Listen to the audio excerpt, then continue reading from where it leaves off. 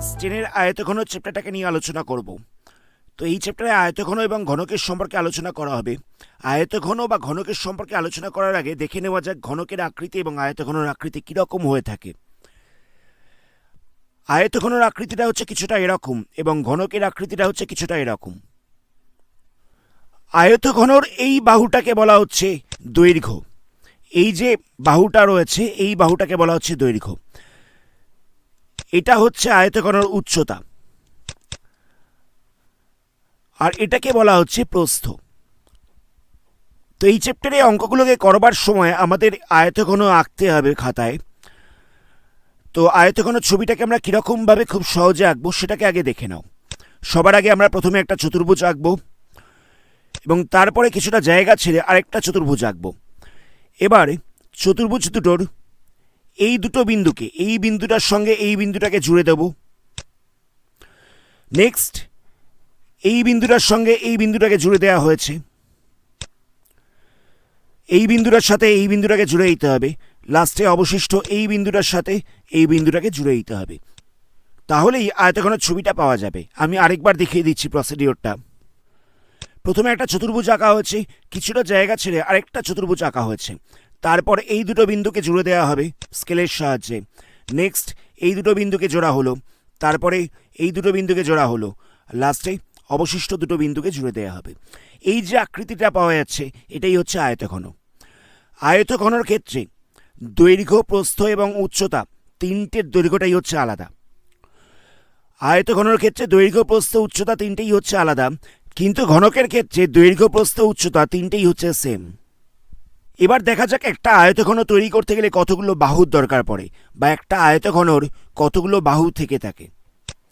তো সবার আগে আমরা যে চতুর্ভুজটা আঁকলাম, চতুর্ভুজে কটা বাহু রয়েছে? চতুর্ভুজের 4টে বাহু রয়েছে। আরেকটা চতুর্ভুজ আঁকা হয়েছিল, সেই চতুর্ভুজটার কটা বাহু রয়েছে? সেই চতুর্ভুজটারও 4টে বাহু রয়েছে। তাহলে মোট কতগুলো বাহু হলো? মোট হয়ে গেল 8খানা বাহু। এই যে দেখো, প্রথম চতুর্ভুজটার একটা বাহু, দুটো বাহু, তিনটে এবং 4টে। আর দ্বিতীয় চতুর্ভুজের হচ্ছে আরও 4টে বাহু, 5, 6, 7, 8, মোট হয়ে গেল 8টা বাহু। এবার এই বিন্দুটার সাথে এই বিন্দুটাকে জুড়ে দেওয়া হচ্ছিল, এটা হচ্ছে 9। নেক্সট এটা হচ্ছে 10, এই বাহুটা হচ্ছে 10, এই বাহুটা হচ্ছে 11 আর এই বাহুটা হচ্ছে 12। একটা চতুর্ভুজের 4টে বাহু থেকে থাকে। প্রথমে একটা চতুর্ভুজ আঁকা হয়েছিল, তার 4টে বাহু ছিল। দ্বিতীয়বারে যে চতুর্ভুজটা আঁকলাম তারও 4টে বাহু থাকবে, তাহলে মোট হয়ে গেল 8খানা বাহু। তারপরে এই দুটো শীর্ষবিন্দুকে জুড়ে দেওয়া হয়েছিল, এটা হলো 9 নাম্বার বাহু, এটা হচ্ছে 10 নাম্বার। তারপরে এই দুটোকে জোড়া হচ্ছিল, এটা হলো 11 নাম্বার আর এটা হচ্ছে 12 নাম্বার। মোট 12খানা বাহু থেকে থাকে। এবার দেখা যাক একটা আয়তঘনর কতগুলো শীর্ষবিন্দু থেকে থাকে। এটা হচ্ছে 1 নাম্বার শীর্ষবিন্দু, এটা হচ্ছে 2 নাম্বার, 3 নাম্বার, 4 নাম্বার, 5 নাম্বার, 6, 7, 8। একটা আয়তঘনর বা ঘনকের মোট 8খানা শীর্ষবিন্দু থেকে থাকে। এবার দেখা যাক একটা আয়তঘনের কতগুলো তল থাকে। এখানে একটা আয়তঘনের ছবি দেওয়া রয়েছে। বাঁদিকে দেখো একটা তল রয়েছে, ছবিতে এটা আলাদা করে আলাদা রং দিয়ে চিহ্নিত করা রয়েছে। এই যে লেফট সাইড ফেস বলে লেখা রয়েছে, এটা হচ্ছে একটা তল। সামনের দিকে একটা তল থাকে, এটাকে বলা হচ্ছে ফ্রন্ট ফেস, এটা হচ্ছে 2 নাম্বার তল। ডান দিকে আরেকটা তল রয়েছে, রাইট সাইড ফেস, এটা হচ্ছে 3 নাম্বার তল। পেছনের দিকে একটা তল রয়েছে, এটা হলো 4 নাম্বার তল, ব্যাক ফেস বলে লেখা রয়েছে। নিচের দিকে একটা তল রয়েছে, এটা হচ্ছে 5 নাম্বার তল। আর উপরের দিকে একটা তল রয়েছে, এটা হচ্ছে 6 নাম্বার তল। মোট 6খানা তল থেকে থাকে একটা আয়তঘনর। এবার দেখে নেওয়া যাক আয়তঘনের কতগুলো কর্ণ থেকে থাকে। এটা হচ্ছে প্রথম কর্ণ। কীরকমভাবে তৈরি হচ্ছে দেখো, এই বিন্দুটার সাথে এই শীর্ষবিন্দুর সাথে এই শীর্ষবিন্দুটাকে জুড়ে দেওয়া হয়েছে, এটা হচ্ছে একটা কর্ণ। এটা হচ্ছে 2 নাম্বার কর্ণ, এটা হচ্ছে 3 নম্বর কর্ণ, আর এটা হচ্ছে 4 নম্বর কর্ণ। মোট 4খানা কর্ণ থাকে, মোট 4খানা ডায়াগোনাল রয়েছে। এবার দেখে নেওয়া যাক এই চ্যাপ্টারে অঙ্কগুলোকে করবার জন্য আমাদের কি কি ফর্মুলা লেগে থাকবে।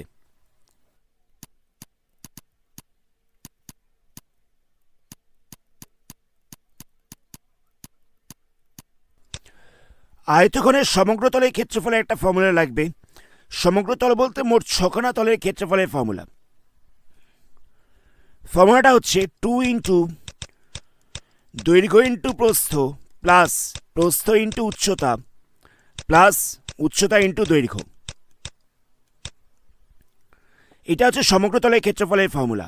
ফর্মুলাটা হচ্ছে 2 ইন্টু দৈর্ঘ্য গুণ প্রস্থ প্লাস প্রস্থ গুণ উচ্চতা ইন্টু উচ্চতা গুণ দৈর্ঘ্য।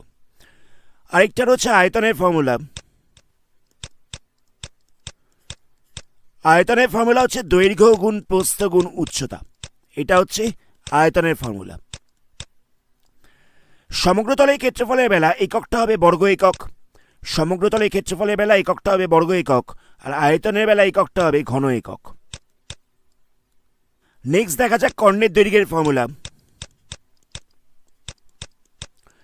কর্ণের দৈর্ঘ্যের ফর্মুলা হচ্ছে √ দৈর্ঘ্য স্কোয়ার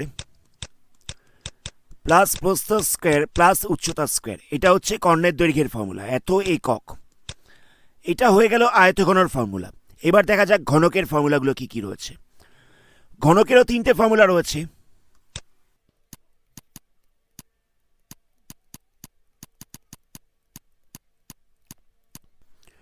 সমগ্র তলের ফর্মুলা হচ্ছে 6 ইন্টু বাহু স্কোয়ার। আমি তো বলেছিলাম প্রথমেই যে ঘনক মানে তার দৈর্ঘ্য প্রস্থ উচ্চতা তিনটেই হচ্ছে সমান, তাই ঘনকের সমগ্র তলের ক্ষেত্রফলের ফর্মুলা হচ্ছে 6 ইন্টু বাহু স্কোয়ার, এত বর্গ একক।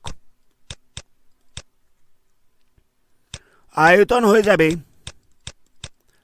বাহু কিউব, এটা হয়ে যাচ্ছে আয়তনের ফর্মুলা, এত ঘন একক।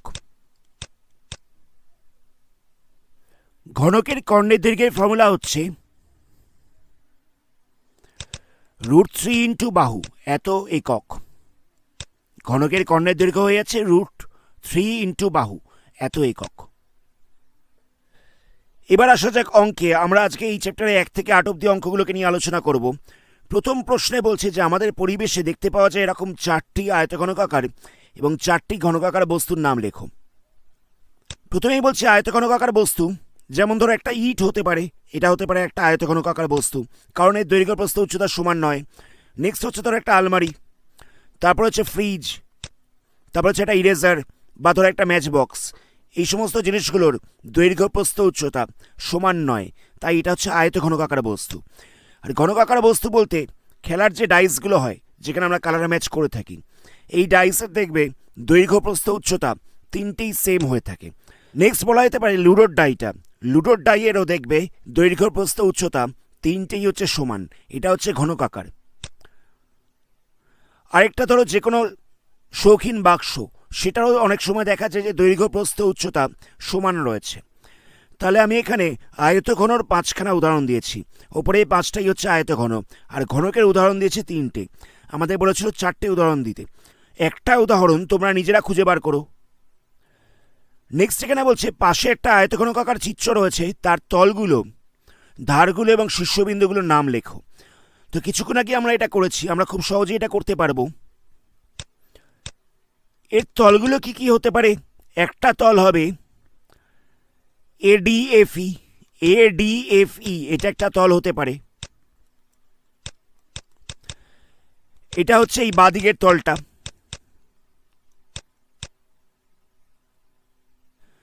নেক্সট হচ্ছে BCGH, BCGH বলতে ডান দিকের তলটাকে বোঝায়।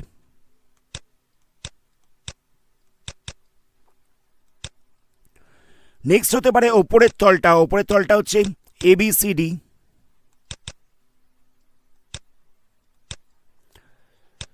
আরেকটা হতে পারে নিচেকার তলটা, নিচেকার তলটা হচ্ছে EFGH। আরেকটা হতে পারে সামনের দিকের তলটা, সামনের দিকের তলটা হচ্ছে ABHE।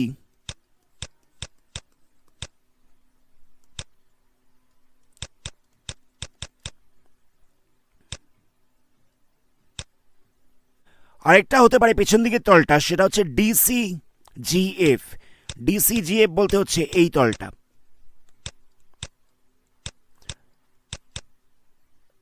এই ছখানা তল রয়েছে। এবার নেক্সট বলছে বাহুগুলোর নাম দিতে। বাহুগুলো কি কি রয়েছে? একটা বাহু রয়েছে AB, আরেকটা বাহু রয়েছে BC, আরেকটা বাহু রয়েছে CD, আরেকটা রয়েছে DA, আরেকটা রয়েছে EF, নেক্সট হচ্ছে FG, তারপরে হচ্ছে GH, তারপরে হচ্ছে HE। মোট হয়ে গেল 8খানা বাহু। তারপরে হচ্ছে DF। DF বলতে হচ্ছে এই বাহুটা, এটা হচ্ছে 9 নাম্বার। তারপরে হচ্ছে AE, এটা হচ্ছে 10 নাম্বার। তারপরে হচ্ছে GC, এটা হচ্ছে 11 নাম্বার। আর লাস্টে হচ্ছে BH, এটা হচ্ছে 12 নাম্বার। আমরা কিছুক্ষণ আগে এই ধারগুলো দেখেছিলাম, মোট 12খানা ধার থেকে থাকে। এবার পড়ে রইল শীর্ষবিন্দুগুলোর নাম। শীর্ষবিন্দুগুলো কি কি রয়েছে? শীর্ষবিন্দুগুলো হচ্ছে ABCDEF GH, 8খানা শীর্ষবিন্দু রয়েছে। ABCDEFGH। নেক্সট অঙ্ক দেখা যাক। এখানে বলছে একটি সমকোণী চৌপল রয়েছে যার দৈর্ঘ্য প্রস্থ উচ্চতা যথাক্রমে হচ্ছে 5, 4, 3। তাহলে বলছে ওই ঘরে সবথেকে বড় সবথেকে লম্বা যে দণ্ডটি রাখা যাবে তার দৈর্ঘ্য হিসেব করতে বলেছে। এখানে একটা সমকোণী চৌপলের দৈর্ঘ্য প্রস্থ উচ্চতা দেয়া রয়েছে। এখানে দেখো দৈর্ঘ্য প্রস্থ উচ্চতাটা হচ্ছে সমান নয়, মানে এটা একটা আয়তঘন দেয়া রয়েছে। সেই আয়তঘনক আকৃতির ঘরটার দৈর্ঘ্য বলছে 5 মিটার, প্রস্থ বলছে 4 মিটার, আর উচ্চতা বলছে 3 মিটার। এবার বলছে যে এর মধ্যে সবথেকে বড় যে লাঠিটা রাখা যাবে তার দৈর্ঘ্যটা কতটা হবে। তাহলে আমাকে কর্ণের দৈর্ঘ্য বার করতে হচ্ছে। আমি কিছুক্ষণ আগেই সেটা বললাম। কর্ণের দৈর্ঘ্যের ফর্মুলা কত? কর্ণের দৈর্ঘ্যের ফর্মুলা হচ্ছে √ দৈর্ঘ্যের স্কোয়ার প্লাস প্রস্থ স্কোয়ার প্লাস উচ্চতা স্কোয়ার। এখানে দৈর্ঘ্য বলতে কত? দৈর্ঘ্য বলতে হচ্ছে 5 স্কোয়ার। প্রস্থ বলতে কত হবে? প্রস্থ বলতে হয়ে যাবে 4, উচ্চতা বলতে হয়ে যাচ্ছে 3।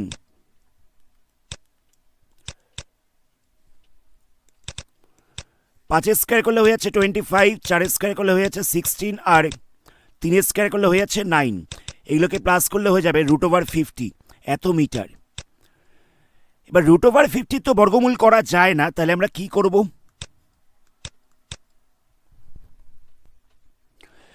√50টাকে যদি 2 দিয়ে উৎপাদক করা হয় তাহলে হয়ে যাচ্ছে 25। 25টাকে আবার 5 দিয়ে ভাঙা যাবে, তাহলে এখানটা পড়ে থাকবে 5।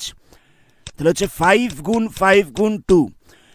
দুটো 5-এর জন্য একটা 5 রুটের বাইরে বেরোবে, দুটো 5-এর জন্য একটা 5 রুটের বাইরে বেরোবে, আর রুটের মধ্যে থাকছে একটা 2, তাহলে হয়ে যাচ্ছে 5√2, এত মিটার। এটাই হচ্ছে সব থেকে বড় যে দণ্ডটি রাখা যাবে তার দৈর্ঘ্য। এই যে আনসারও দেওয়া হচ্ছে 5√2 মিটার। নেক্সট কোশ্চেন দেখো।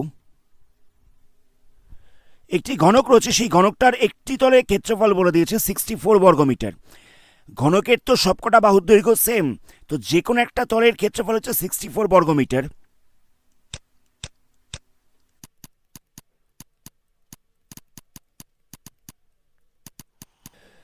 যে কোনো একটা তলের ক্ষেত্রফলের ফর্মুলা কত হবে? যে কোনো একটা তলের ক্ষেত্রফলের ফর্মুলা হয়ে যাবে বাহু স্কোয়ার।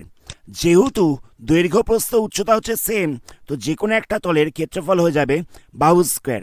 এই বাহু স্কোয়ার ইকাল টু গিভেন রয়েছে 64, তো সেখান থেকে আমরা খুব সহজেই বাহুটাকে বার করে নিতে পারবো।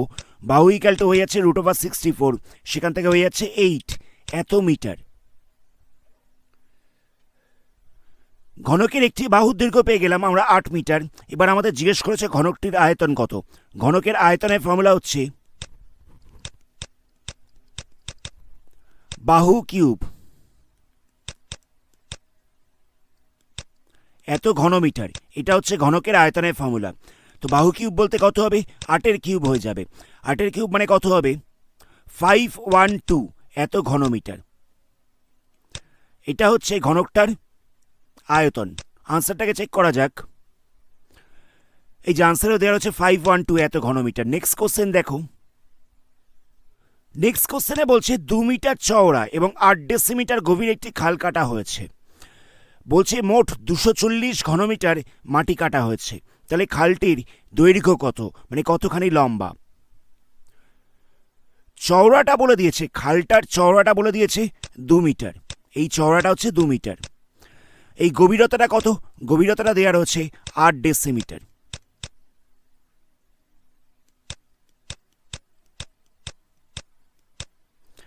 এবার জিজ্ঞেস করেছে এই দৈর্ঘ্যটা কত, এই দৈর্ঘ্যটা কতটা হবে সেটা জিজ্ঞেস করেছে।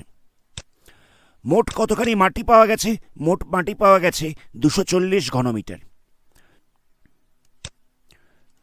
তাহলে আমরা জানি যে গভীরতা ইকুয়াল টু হচ্ছে 8 ডেসিমিটার। প্রস্থটা কত? প্রস্থটা হচ্ছে 2 মিটার। দৈর্ঘ্যটা আমি জানি না। এবার এখানে একটা জিনিস নোটিস করো, সবকটা একক কিন্তু এক নেই। এখানে মোট আয়তন দেওয়া ছিল 240 ঘনমিটার। আয়তনটা দেওয়া ছিল 240 ঘনমিটার। এটা রয়েছে ডেসিমিটারে, এটা রয়েছে মিটারে, এটাও রয়েছে ঘনমিটারে। তাহলে আমাকে কী করতে হবে? এটাকে ডেসিমিটার থেকে মিটারে চেঞ্জ করে নিতে হবে। এই ধরনের অঙ্কগুলোকে করবার আগে সবার আগে আমাকে দেখে নিতে হবে সবকটা একক হয় ডেসিমিটারে বা সেন্টিমিটারে এরকম সেম এককে রয়েছে কিনা, অথবা মিটারে রয়েছে কিনা। যদি আমি এককটাকে না চেঞ্জ করে নিই তাহলে কিন্তু অঙ্কটা ভুল চলে যাবে। ডেসিমিটার থেকে আমাকে মিটারে যেতে হবে এখানে। তো ডেসিমিটার থেকে মিটারে যাওয়ার জন্য 10 দিয়ে ভাগ করতে হয়। 10 দিয়ে ভাগ করলে কত হচ্ছে? 0.8 এত মিটার। এটা হয়ে গেল খালটার গভীরতা। খালটার গভীরতা বেরিয়ে গেল 0.8 মিটার। প্রস্থ জানি, দৈর্ঘ্য বার করতে হবে। দৈর্ঘ্যটাকে আমি x মিটার ধরে নিচ্ছি। তাহলে আয়তনটা হয়ে যাবে দৈর্ঘ্য ইন্টু প্রস্থ ইন্টু গভীরতা। গভীরতা মানে হচ্ছে উচ্চতা। তো গভীরতা বা উচ্চতা একই ব্যাপার। দৈর্ঘ্যটাকে আমি x ধরেছিলাম, প্রস্থটা দেওয়া ছিল 2 মিটার, গভীরতা দেওয়া ছিল 0.8 মিটার। এটা ইকুয়াল টু দেওয়া রয়েছে 240 ঘনমিটার। জায়গাটা বোঝো, খালটা খুঁড়ে কতখানি মাটি বার করবে? খালটার যতখানি আয়তন হবে ঠিক ততটাই মাটি বেরোবে। তো সুতরাং এই আয়তনটা ইকুয়াল টু দেওয়া রয়েছে 240 ঘনমিটার। এখান থেকে সলভ করে আমাদের এক্সের ভ্যালুটাকে বার করতে হবে। তাহলে এক্স ইকুয়াল টু কত হচ্ছে? 240/2 ইন্টু 0.8। 2 আর 0.8 পাশে মাল্টিপ্লাই ছিল, সাইড চেঞ্জ করলে ডিভাইড হয়ে যাচ্ছে। পয়েন্টটাকে তুললে ওপরটা একটা 10 বসবে। 8 দিয়ে 240কে কাটলে 30 হয়ে যাচ্ছে। আবার 2 দিয়ে যদি 30কে কাটা যায় তাহলে পড়ে থাকছে 15। তাহলে 15-এর সঙ্গে 10 মাল্টিপ্লাই করলে হয়ে যাচ্ছে 150 এত মিটার। তাহলে খালটির দৈর্ঘ্যটা হয়ে গেল 150 মিটার। এটাই হচ্ছে আনসার। এই যে আনসারও দেওয়া হচ্ছে 150 মিটার। নেক্সট কোশ্চেন দেখো। একটি ঘনকের কর্ণের দৈর্ঘ্য দেওয়া রয়েছে 4√3 এত সেন্টিমিটার। এর সমগ্রতলের ক্ষেত্রফল কত জিজ্ঞেস করেছে। তো ঘনকের কর্ণের দৈর্ঘ্য গিভেন রয়েছে 4√3 এত সেন্টিমিটার। ঘনকের কর্ণের দৈর্ঘ্যের ফর্মুলা হচ্ছে √3 ইন্টু বাহু। এটা হচ্ছে ঘনকের কর্ণের দৈর্ঘ্যের ফর্মুলা। এটা ইকুয়াল টু গিভেন রয়েছে 4√3। তো এখান থেকে দেখো √3টা ক্যান্সেল হয়ে যাবে। তাহলে বাহু ইকুয়াল টু কত হচ্ছে? বাহু ইকুয়াল টু হয়ে যাচ্ছে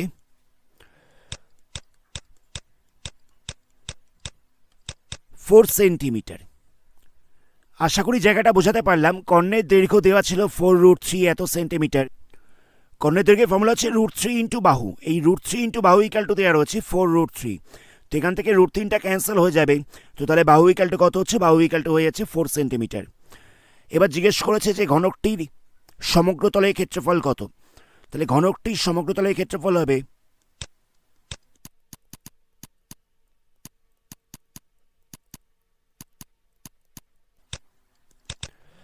6 ইন্টু বাহু স্কোয়ার।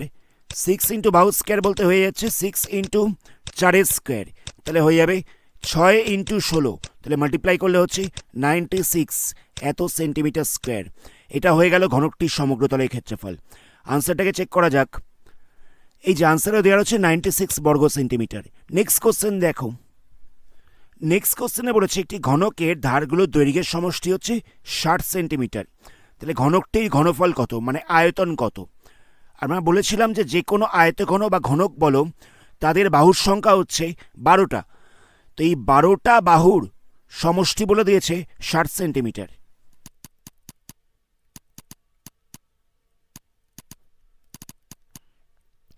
বারোটি বাহুর সমষ্টি দেওয়ার হচ্ছে 60 সেন্টিমিটার, আর 12খানা বাহুর দৈর্ঘ্য তো সমান, কারণ এটা ঘনক বলেই দেওয়া ছিল।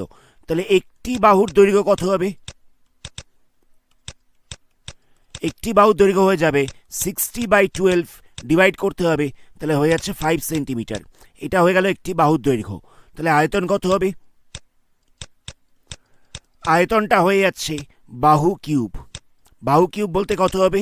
5-এর কিউব। তাহলে 5 × 5 × 5 মাল্টিপ্লাই করলে হয়ে যাচ্ছে 125 এত ঘন সেন্টিমিটার। এটা হয়ে গেল ঘনকের আয়তন। আনসারটাকে চেক করা যাক। এই যে আনসারও দেওয়া হচ্ছে 125 ঘন সেন্টিমিটার। নেক্সট কোশ্চেন দেখো, একটি ঘনক রয়েছে যার 6খানা পৃষ্ঠতলের ক্ষেত্রফলের সমষ্টি হচ্ছে 216 এত বর্গ সেন্টিমিটার।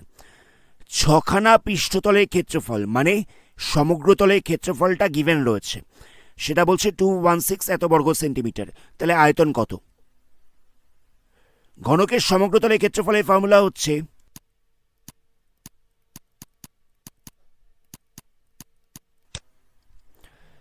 সিক্স ইন্টু বাহু স্কোয়ার। এই 6 ইন্টু বাহু স্কোয়ার ইকাল টু গিভেন রয়েছে 216 এত বর্গ সেন্টিমিটার। তাহলে এখান থেকে আমাদের বাহুটাকে বার করতে হবে। বাহু স্কোয়ার ইকাল টু কত হয়ে যাচ্ছে? 216। 6টা এবার মাল্টিপ্লাই ছিল, 6টাকে দিয়ে ডিভাইড করতে হবে, তাহলে ডিভাইড করলে পড়ে থাকছে 36। এটা হয়ে গেল বাহু স্কোয়ার ইকাল টু। তাহলে বাহু ইকাল টু কত হবে? √36 হয়ে যাবে। তাহলে হয়ে যাচ্ছে 6 সেন্টিমিটার। তাহলে ঘনকটির একটি বাহুর দৈর্ঘ্য হয়ে গেল 6 সেন্টিমিটার। তাহলে আমাদের এখানে আয়তন জিজ্ঞেস করেছিল। আয়তনের ফর্মুলা হচ্ছে ঘনকের ক্ষেত্রে বাহু কিউব, মানে হয়ে যাচ্ছে 6-এর কিউব, মাল্টিপ্লাই করলে হচ্ছে 216 এত সেন্টিমিটার কিউব, মানে ঘনকটার আয়তনটাও হবে 216। আনসারটাকে চেক করা যাক। এই যে আনসারও দেওয়া হচ্ছে 216 এত ঘন সেন্টিমিটার। আজকের এই ভিডিওটা এখানেই স্টপ করছি। আশা করি অঙ্কগুলোকে বুঝতে পেরেছো। এর পরবর্তী পার্টে এই চ্যাপ্টারে বাকি অঙ্কগুলোকে নিয়ে আলোচনা করব।